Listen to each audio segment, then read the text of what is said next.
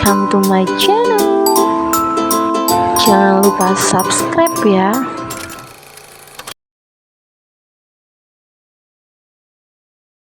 Selama Verlin cuti, setiap hari Evan selalu datang ke rumah wanita itu. Selain untuk mengantar makanan agar Verlin tidak telat makan, juga untuk menghiburnya. Semenjak ibunya pergi, Verlin benar-benar sendiri. Jika dulu saat bercerai dengan Devano, ia masih memiliki sang ibu, kini ia sudah tidak memiliki siapa-siapa lagi untuk bisa berbagi rasa. Malam ini Evan datang dengan membawa 2 bungkus nasi goreng seafood yang dibelinya. Ia ingin makan malam bersama Verlin. Seharusnya Bapak tidak perlu repot-repot, Pak, ucap Verlin, karena ia merasa tidak enak dibawakan makanan setiap hari. Datang ya datang saja. Siapa yang repot? Saya tidak repot. Ya, iya ya kalau begitu. Terima kasih untuk semua yang Bapak lakukan. Kepedulian Bapak, makanan yang Bapak bawa. Padahal saya hanya karyawan Bapak. Hus, saya kan sudah bilang sama kamu, kalau sekarang kamu punya saya. Meskipun saya mengatakan entah sebagai apa hubungan kita nanti, ya bukan berarti hubungan antara bos dan karyawan.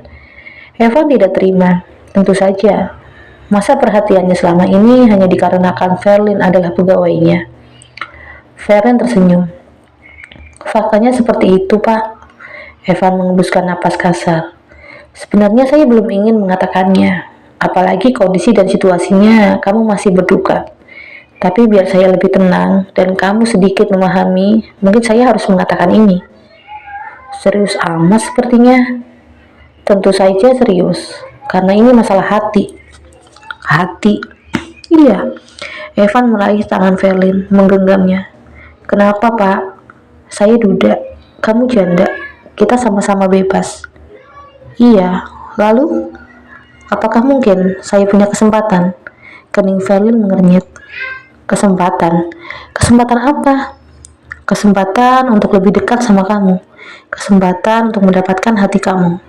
Kesempatan untuk menemani kamu. Kesempatan untuk menjaga kamu.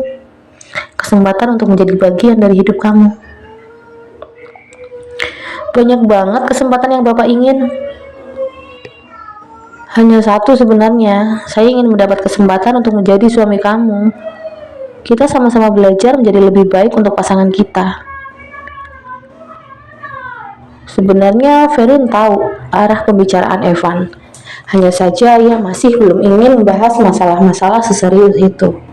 Wanita mana yang tidak trauma setelah mendapat kegagalan? Tidak mungkin juga ia move on begitu saja. Waktu yang ia jalani bersama Devano bukan waktu yang sebentar. Tidak mudah untuk melupakan kenangan-kenangan manis. Karena kenyataannya, kepahitan dan kekecewaan yang ia dapat dari Devano tidak bisa mengubah perasaannya. Kalau saja logikanya tidak ikut bermain, pasti juga saat ini ia masih memilih untuk hidup bersama mantan suaminya. Untung saja, dia bukan wanita sekejam itu. Pelan-pelan Verlin melepaskan tangannya dari genggaman tangan Evan. Kenapa? Tanya Evan. Maaf Pak, untuk saat ini saya masih ingin sendiri. Ajakan saya bukan berarti untuk sekarang, Ver. Saya juga pasti akan menunggu. Terima kasih, Pak. Penolakan yang Evan dapat tidak membuat pria itu mundur. Justru ia semakin gencar mendekati Verlin. Janda Devano itu sudah kembali ke kantor. Setiap hari Evan selalu memanfaatkan kesempatan. Hari ini pria itu mengajak semua pegawainya untuk berlibur. Mereka berangkat dengan menggunakan mobil yang berbeda. Verlin mendapat bagian berangkat bersama sang bos. Saat di perjalanan, mobil Evan mogok. Ia mencari bengkel terdekat. Ketika mobilnya sedang diperbaiki, tiba-tiba hujan mengguyur. Ya, hujan Pak, keluh Verlin. Iya, padahal tadi cerah ya. Mana hari semakin gelap. Mereka memang berangkat ketika hari sudah sore. Pikir mereka agar bisa puas berlibur di hari Sabtunya karena tiba di lokasi Jumat malam. Evan ingin memberitahukan pegawainya yang lain tentang yang mereka alami. Sayang daerah itu sangat susah sinyal. Dia memutuskan untuk mengirim pesan, berharap ketika nanti ada sedikit sinyal pesan itu bisa terkirim. Ini kita gimana Pak? Tanya Verlin yang mulai bingung. Tenang saja, berdoa semoga mobilnya cepat jadi. Evan mencoba menenangkan Verlin. Meskipun sebenarnya ia juga was-was. Maaf Pak, di sini di mana ada penginapan ya Pak? Tanyanya kepada pemilik bengkel. Di sini tidak ada, Mas. Kalau Mas mau, Mas bisa tidur di rumah saya. Sepertinya hujannya juga masih lama, jawab si pemilik bengkel.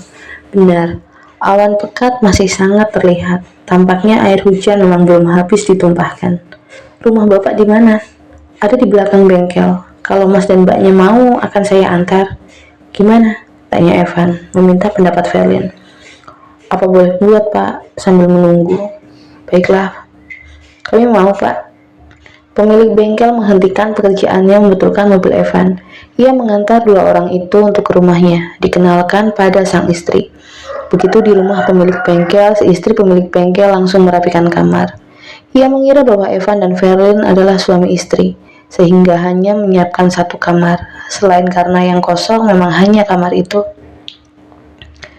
Ingin protes dan mengatakan bahwa mereka bukan suami istri, Evan merasa tidak enak. Apalagi rumah itu hanya ada dua kamar. Akhirnya ia pun hanya bisa meminta Verlin untuk tutup mulut sementara. Begitu masuk kamar, Evan dan Verlin terkejut. Kamar itu berukuran 2 kali 2 meter. Hanya berisi satu dipan berukuran 120 kali 200 cm. Dan satu lemari baju dari kayu. Lantainya pun masih lantai tanah. Kita harus berbagi ranjang malam ini, Ver, celutuk Evan. Asal Bapak tidak macam-macam saja. Gak macam-macam, semacam mungkin, namanya juga duda. Kan haus, Ver, goda Evan. Awas saja kalau Bapak berani, ancam Verlin. Evan pun hanya tertawa. Hari sudah malam, hujan belum juga berhenti. Malahan Petri pun ikut bersahutan. Untung saja pesan yang Evan kirim untuk pegawainya sudah terkirim, sehingga mereka tidak perlu khawatir. Verlin sudah menelentangkan tubuhnya di ranjang, namun matanya belum juga terpejam. Tidur, Ver, kamu tenang saja, saya tidak akan macam-macam. Nggak bisa tidur, Pak, bukan karena Bapak, tapi karena tempatnya saja. Apa nanti nggak akan ada hewan masuk, Pak? Ular misalnya? Bukan tanpa alasan. Verlin mengkhawatirkan itu karena rumah pemilik bengkel terbuat dari kayu. Belakang rumah juga ada kebun.